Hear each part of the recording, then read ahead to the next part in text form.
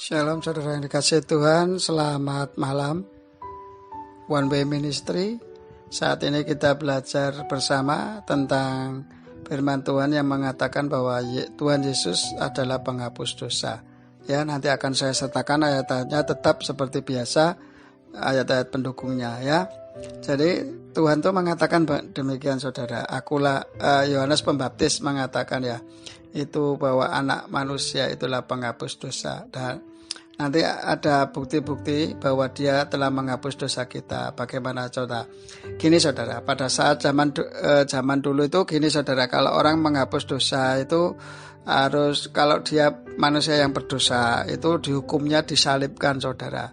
Disalibkan itu berarti dia orang-orang yang berdosa karena melakukan kesalahan dan dia berdosa, ya disalib. Akhirnya Allah melakukan gimana ya caranya nebus dosa manusia ya, sangat susah ya kalau nebus dosa manusia. Akhirnya dia, Allah yang Maha Kuasa, mengutus anaknya yang tunggal yang bernama Yesus Kristus untuk datang ke dunia sebagai manusia dan lahir di kandang indah, di kandang hina. Melalui perawan Maria dia dilahirkan ya, dia oleh Roh Kudus. Makanya itu saudara, terus akhirnya Yesus pelayanan 3,5 tahun di muka bumi, akhirnya dia sampai menebus dosa manusia ya. Itu tujuannya begini saudara, kalau dia yang disalibkan itu kan sebetulnya dia orang berdosa, tetapi kan sebetulnya Yesus gak berdosa saudara, tapi dianggap berdosa. Itu tujuannya untuk menebus dosa-dosa kita umat manusia. Kalau Allah tidak menjadi manusia pada saat itu sangat susah untuk menebus dosa manusia. Bagaimana caranya? Ya dia harus di kayu salib. Nah makanya Tuhan menggantikan kita orang-orang yang berdosa itu di kayu salib sebagai penebusan dosa bagi orang yang percaya Tuhan Yesus. Nah itulah makanya dikatakan Tuhan Yesus penebus dosa. Nah sejak dia mati di kayu salib untuk menebus dosa kita, orang-orang yang percaya kepada dia, itu supaya kehidupan kita dipulihkan, dibenarkan dan diampuni ya. Pertama kali kalau kita itu ikut Tuhan Yesus itu pasti diampuni, terus menerima keselamatan. Setelah kita menerima keselamatan, kita kehidupannya dipulihkan, disertai Allah dan diberkati, dipelihara. Maksudnya ada pemeliharaan Allah dalam setiap kehidupan kita, pasti dicukupkan kehidupan kita kalau kita ikut Tuhan Yesus ya. Saudara yang dikasihi Tuhan, saya percaya pada saat hari ini, kenapa Tuhan mengatakan ini saya juga nggak tahu. Tahu-tahu harus cerita tentang penghapusan dosa ya. Saya percaya orang-orang yang sudah percaya Yesus, anggota tubuh Kristus pun, kadang kalau mereka masih jatuh di dalam hidup di dalam daging, dia akan jatuh di dalam dosa. Padahal firman Tuhan katakan, jikalau engkau sudah percaya Tuhan Yesus ya toh, nanti ada ayat di Korintus itu mengatakan tidak ada seorang pun yang dapat mengatakan bahwa Yesus itu Tuhan selain Roh Kudus. Jadi intinya begini saudara, kalau kita itu bisa mengaku bahwa Yesus adalah Tuhan dan kita bertobat menyerahkan diri kepada Tuhan, berarti kita itu miliknya Tuhan. Dan sama seperti Tuhan Yesus, daging perbuatan daging kita itu apa, nanti baca di Roma dan di Galatia lagi ya. Itu apa saja yang tidak boleh itu sudah disalibkan. Jadi hidup kita sekarang hidup di dalam roh. Nah sekarang yang berhubungan dengan dosa. Berhubungan dengan dosa itu ada ayat firman Tuhan yang mengatakan semua dosa itu bisa diampuni, kecuali satu yang tidak bisa diampuni, yaitu menghujat Roh Kudus. Kenapa demikian? Karena hanya Roh Kuduslah yang menuntun kita di dalam seluruh kebenaran Allah. Yang pertama di zaman sekarang loh ya, karena setelah Yesus naik ke surga itu Tuhan mengutus Roh Kudus, yaitu Allah mengutus Roh Kudus untuk membantu kita berjalan dalam kebenaran Allah. Jadi kalau kita menghujat Roh Kudus, pasti mulut kita nggak bisa mengaku bahwa Yesus adalah Tuhan. Karena yang bisa mengatakan Yesus adalah Tuhan itu Roh Kudus, gitu loh. Makanya kamu menghujat Roh Kudus saat ini, kamu nggak percaya sama Roh Kudus, pasti nggak bisa mengatakan bahwa Yesus adalah Tuhan. Yang pertama. Yang kedua, kita nggak bisa dituntun berjalan dalam kebenaran Allah. Berjalan dalam firman Tuhan sangat sulit. Akhirnya kita hidup di dalam daging.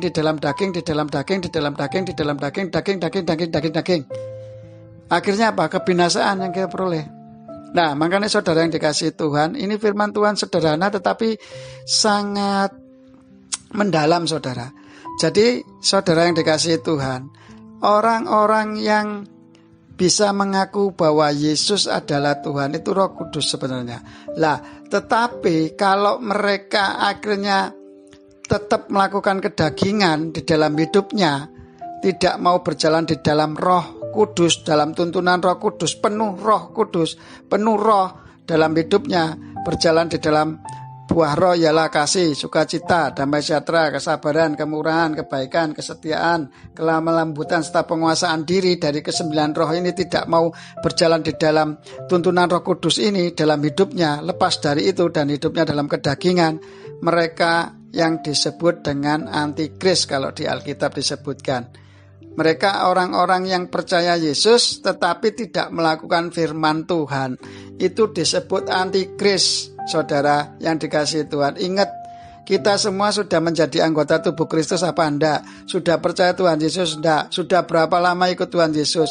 Kalau hidupmu tidak di dalam Roh Kudus, tidak di dalam pimpinan Roh Kudus yang menuntun kamu dalam seluruh kebenaran Allah, kamu disebut antikris. Nanti baca sendiri ya ayat-ayat firman Tuhan, tulis saja antikris, nanti kan keluar ayat-ayatnya. Yang disebut antikris adalah orang-orang yang sudah percaya Yesus, bisa mengaku Yesus tapi tidak mau melakukan perbuatan sesuai tuntunan Roh Kudus, disebut antikris.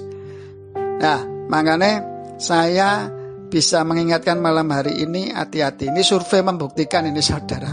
Survei membuktikan janganlah kamu menjadi bagian daripada mereka. Lebih baik kamu tidak masuk yang orang-orang pilihan Tuhan yang masih disaring oleh Tuhan ya. Di Markus 11 ayat 24. Maaf, saya kemarin di seri khotbah berapa saya mengatakan Markus 24. Padahal bukan itu, saudara. Markus 11 ayat 24. Ya. Bukan orang yang berseru-seru nama Tuhan ya, yang masuk kerajaan surga. Dan ayat berikutnya adalah orang-orang yang melakukan mujizat demi namaku masuk kerajaan surga. Bukan, tetapi mereka yang melakukan kehendak Bapa, yaitu berjalan di dalam roh. Maksud Tuhan, berjalan di dalam kebenaran firman Tuhan, maksudnya berjalan dalam roh itu ya. Karena firman itu adalah Allah, firman itu bersama-sama dengan Allah, dan firman itu adalah Allah. Kuduskan mereka dalam kebenaran, firmanmu adalah kebenaran. Allah itu ada, roh adanya. Firman itu telah menjadi manusia, yaitu Yesus Kristus Tuhan.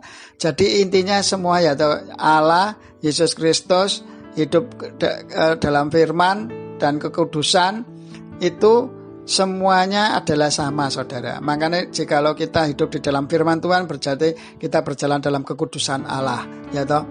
Dan Yesus adalah pengampun dosa kita. Dia rela mati di kayu salib itu untuk menebus dosa kita. Karena pada saat dulu orang kalau berdosa mesti dihukum di kayu salib, mati. Makanya Tuhan Yesus membuktikan bahwa dia rela berkorban untuk menanggung seluruh dosa umat manusia ciptaannya yang mau percaya kepada dia. Kalau nggak percaya nggak apa-apa gitu loh. Semua itu karena sudah jalannya masing-masing. Karena ikut Tuhan Yesus itu adalah bukan pilihan, tetapi kita yang dipilih sama Tuhan. Itu pemberian Allah, anugerah. Kita dipilih oleh Tuhan, itu pemberian Allah, anugerah. Jadi kalau kita nggak dipilih sama Allah, kita nggak bisa percaya Tuhan Yesus.